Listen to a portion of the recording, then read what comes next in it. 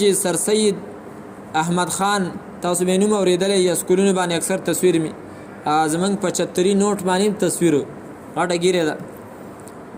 دغه سړی چې کم دینو دا د ځان له یو ډله واغې ته به نیچري ډله ویل.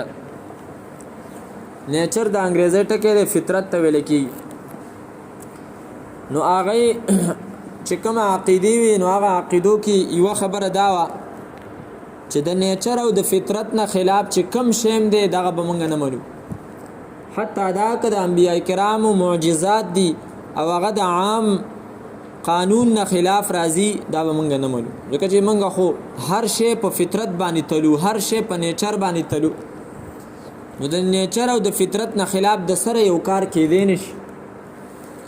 نو هغه وی چیرې دا څنګه کېدی شي چې وګټه ده او پامسا باندې وها او دا غینه چې دینو چینی روانه د دې وجنه هغه دلته معنا کوي وای دا زواد را با په عربی کې چې څنګه په معنا د وهلو راځي نو دغه رنګي د دې مطلب سفر کولم راځي. دا خبره خود د سیدا قران کریم کې الله تعالی فرمایي و اذا ضربتم في الارض فليس عليكم جناح ان تقصروا من الصلاه. کله چې تاسو په ځمکه کې سفر کوئ ضربتم سفر کوئ نو بیا تاسو کوئ ګناه د باندې نشته چې تاسو خپل منځ هغه کم کړئ، یعنی 4 رکعات فرض په ځای باندې 2 رکعات وکړئ، اجازه ده. نو هغه دلته وګوره د ازواد را باټه کې راغلي دی او دا غي معنا ده سفر کول. وګوره پښتانه وی نونه یې نه او ټیپر پینی نه متل دا اکثر دا پروفیسوران چې کمی د نیم عربي زده کړي او په عربي په ټول قوانینو باندې نه پوي. د دې وجه نه چې څنګه د زواد رابا معنا وهلم دا و معنا د دې چې دینو اغا سفر کولم دي، د دې معنا بیانم دی او د دې معنا مثال بیانولم دي. لکه امام ابن العربي سے فرمایي زوارابا بحرون، دا زوارابا ټکه چې نو دارو دریاب دی، په دې کې ډېره معناګانې راځي. وز دا به څنګه پته لګي چې الکه دلته د دې زوارابا څه معنا ده. نو دا طالبان په دې باندې پوهیږي چې د دې زواد را باندې رستو چې کوم سیله راځي نو هغه سره د دې معنا بدلیږي. لکه اوس مثال په تور باندې تاسو ته یو مثال عام خلک په دې باندې به ان شاء الله پوه شي. عربي او داسې ژبه ده چې دې کې یو ټکی راوړي او د دې نه رستو چې کوم دی نو هغه سیله ولا بدل کې نو هغه سره معنا بدلیږي. مثال په تور قران کریم کې الله تعالی فرمایي و من يرغب عن ملة ابراهيم الا من سفه نفسه.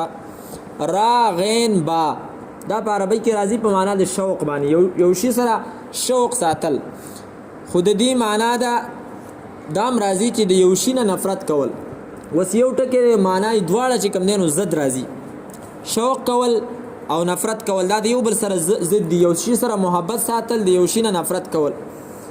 اوس د دې به موږ ته څنګه پته لګي چې د دې راغین با معنا دلته شوق او محبت کول دی او دلته معنا د سره نفرت کول. نو د دې نه رستو عربی کې قانون دی چې راغین با نه رستو کله فی راشي فی نو الته معنا د محبت کول.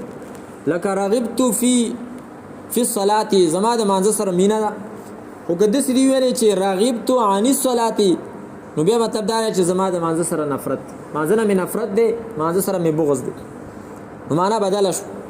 دغه رنګي د ازواد را با چې د دین رسته کله فی راشي نو بیا د دې معنا دا سفر کول، او که هغه فی نه نو دا بیا په معنا د وهلو راځي. اوس موږ د احمد خان ته یو سر ولا انګریزانو ورکړی دا لقب دې سر سید صاحب تمنګ دا ویو چې دلته وګوره د زواد را باندې رستو فی نشته چې ته وی چلکه د دې معنا د سفر وک پزمکه کې. او موسی علیه السلام ته وی الله ویلی چې ګوره ته وبو غواړي لګ وګرځه غرونه دي او بر وګرځه او د خپل امسا چې کم دینو دا وهراوه چرته بتا ته چینه ملاوي شي. ګوره خبره چا تر واړه و چې لکه دا خود سره کې دی نشي چې د غټې نه دی وبراوځي. نو خبره دې تر واړه چې په غرونو کې خوچینی نو دې دا مطلب دی. نو دا چې څومره معجزات دي دا د دینه انکار کوي او دوی وی چې دا کې دی نشي چې د عام قانون نه خلاف دی. و خبره سش منګ ویل چې د عام قانون نه خلاف هم کارونه کوي، یو دای څوک کوي کون کې ذات الله تعالی